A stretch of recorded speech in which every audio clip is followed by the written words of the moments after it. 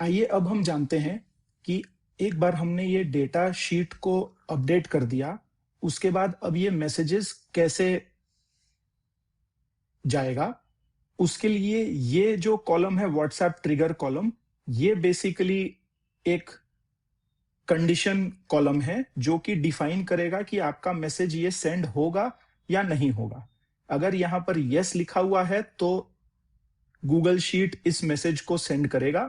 अगर यहाँ कुछ भी नहीं लिखा हुआ है या नो भी लिखा हुआ है तो वो गूगल शीट उस मैसेज को ट्रिगर नहीं करेगा।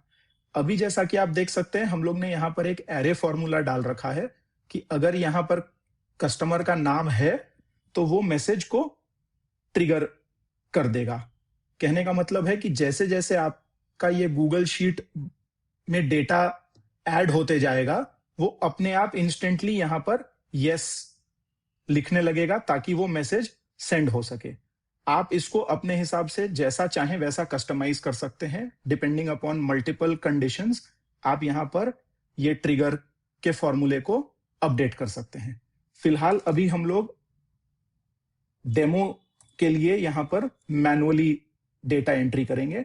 अभी फॉर एग्जांपल हम लोग ने यहाँ पर ये यस डाला और मैसेज भेजने का दो तरीका है। या तो हम लोग यहाँ पर सेंड पेंडिंग नाउ पे क्लिक करेंगे तो जितने भी ऐसे मैसेज जहां पर ये यस लिखा हुआ है और मैसेज सेंड नहीं हुआ है वो सारे मैसेजेस को ये अभी शेड्यूल करके सेंड कर देगा।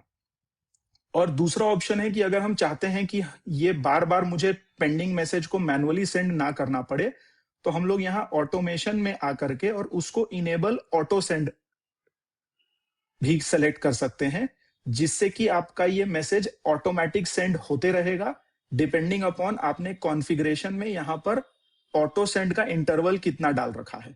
आप जैसे यहाँ पर अभी आपने 5 मिनट का इंटरवल डाल रखा है और जैसे ही आप यहाँ पर ऑटोमेशन में इनेबल ऑटो सेंड करेंगे तो ये गूगल शीट हर 5 मिनट में आपके डेटा को रीड करेगा और जहां जहां यस लिखा हुआ है बट मैसेज सेंड नहीं हुआ है वो सारे मैसेज को वो फॉरवर्ड कर देगा। तो अभी फिलहाल के लिए हम लोग मैनुअल टेस्टिंग करके देखते हैं कि ये मैनुअली जब हमने यहाँ पर सेंड पेंडिंग नाउ पे क्लिक किया तो वो मैसेज हमारा मैनुअली सेंड होता है या नहीं होता है। अब ये बैकएंड में स्क्रिप्ट रन हो रहा है और आप थोड़ी ही देर में देखेंगे यहाँ पर व्हाट्सएप स्टेटस में सेंड लिखा हुआ आ गया और आपका स्क्रिप्ट कंप्लीट हो गया। इसका मतलब आपका व्हाट्सएप मैसेज चला गया है, ग्रीन कलर से आ जाता है जिससे ये भी पता चल जाता है कि आपके इस कॉन्फ़िगरेशन में कहीं कोई एरर भी नहीं है। अब हम लोग अगर यहाँ पर ये लॉग शीट देखें तो ये लॉग शीट में यहाँ पर क्लियरली एक एक एंट्री आपको यहाँ विजिबल रहेगा कि ये रो नंबर 4 था जिसको व्हाट्सएप मैसेज भेजा गया, ये टेम्पलेट आईडी है और अकॉर्डिंगली उसका क्या स्टेटस था, ये मैसेज सेंड हो गया है। अगर किसी भी कारण से आपका कोई भी एक एरर होता है वो हम लोग ट्राई करके देखते हैं। फॉर एग्जांपल हमने यहां पर अगर हम यहां से इनवॉइस अमाउंट को डिलीट कर देते हैं और फिर देखते हैं ये मैसेज अभी सेंड होता है या नहीं होता है। किसी भी लाइन को दोबारा से सेंड करने के लिए हम लोग यहाँ पर ये जो व्हाट्सएप स्टेटस कॉलम है इसको मैनुअली डिलीट कर देंगे। तो अब ये व्हाट्सएप ट्रिगर यस है और स्टेटस सेंड नहीं हुआ है तो इस लाइन को ये फिर से मैसेज सेंड कर पाएगा। अब हम लोग वापस आते हैं व्हाट्सएप रॉकेट के मेन्यू पर और सेंड पेंडिंग नाउ पे क्लिक करते हैं और देखते हैं अब क्या मैसेज आता है।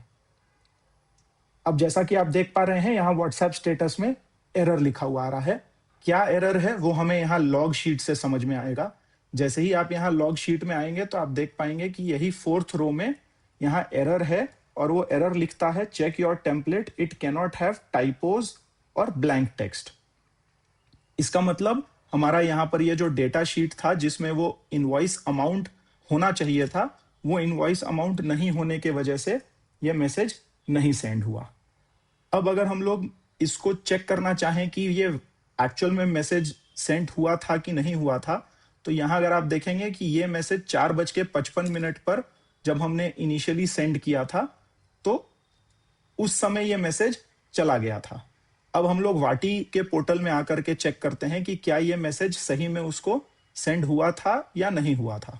अब जैसे ही हम लोग यहाँ वाटी में आते हैं तो आप ये देख सकते हैं, डियर रमेश ट्रेडर, ये इनवॉइस नंबर, इनवॉइस डेट, जैसा हमने टेम्पलेट डिफाइन कर रखा था उसके हिसाब से ये 4:55 पे मैसेज सेंड हो गया, और इंक्लूडिंग दिस ब्लैंक पीडीएफ। ये ब्लैंक पीडीएफ हमने जो अपलोड किया था, ये वही सेम पीडीएफ यहाँ कस्टमर को चला जाएगा as a proper PDF document, जिसको वो डाउनलोड कर सकता है। ये कोई लिंक नहीं जा रहा है, ये प्रॉपर एक पीडीएफ डॉक्यूमेंट उसको चला जाएगा, एग्जैक्टली जैसा हमने अपने टेम्पलेट में डिफाइन कर रखा है।